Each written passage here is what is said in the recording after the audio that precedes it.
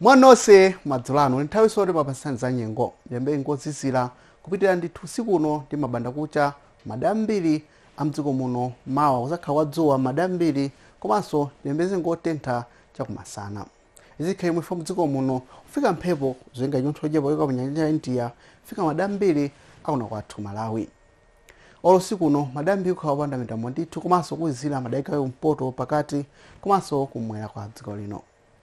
Mawa kuzazira kwambiri ni matikuona 10 kunzuzu komanso kulumphi madigiri zatsewerezi ya 12 madaika ya pakati mongo kasungu kunchinji komanso kulongwe kuzangofunda pang'ono madikoa 21 kwa Ngabu ndi kunsanje. Dzuwa zaoneka ndithu tu mawa mada ambiri ayikaya kumpoto gacha pakati mphere mwa nyanja komanso kumwera kwa dziko lino.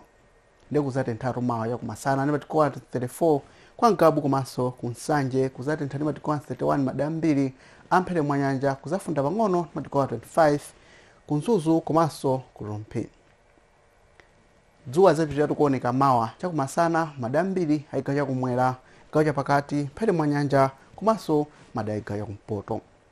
Nekucha uno la Mulungu nyengo ya dzuwa imene zapitira soto mada ambiri amdziko muno mabimo madakucha kutisazira ni matikoa na 14 kunchewu 15 kunzimba nthawi mweyonso nyengo ofunda pang'ono ikwembezo kalonga ni matikoa 19.